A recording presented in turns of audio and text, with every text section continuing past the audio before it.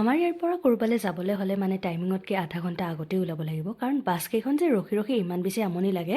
মা সেইদিনা যাবলগীয়া আছিলে চানমাৰী লাইনৰ বাছত আৰু মই মানে যি টি বাছত গ'লেও মানে মই ডেষ্টিনেশ্যন পাম, কিন্তু মাৰ লগত একেলগে যাম বুলি ৰখোতে মানে মোৰো দেৰি হ'ল মাৰো দেৰি হ'ল। লাষ্টত মা গ'ল বেলেগ বাছত আৰু মই গ'লোঁ বেলেগ বাছত। মই পিছে গৈছিলোঁ ভাইটিৰ স্কুল ফিজ দিবলৈ আৰু তাৰ পৰা আহোঁতে মায়ে কেইটামান বজাৰ কৰিবলৈ দিছিলে তাকে কৰিলোঁ আৰু মাৰ মেডিচিনো ল'বলগীয়া আছিলে। তাৰ পৰা আকৌ বজাৰ কৰি অকণমান ফুচকাও খালোঁ আৰু ঘৰৰ আজি তলা ময়ে খুলিলোঁ বাৰু কাৰণ মোৰ কোনো নাই ঘৰত।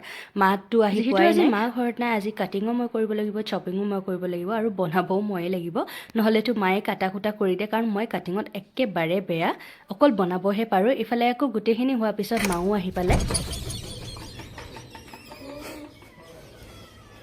মা অহাৰ লগ এনেকৈ জোকালোঁ আৰু মাৰ লগত ভাত সাজো খালোঁ দিয়কচোন।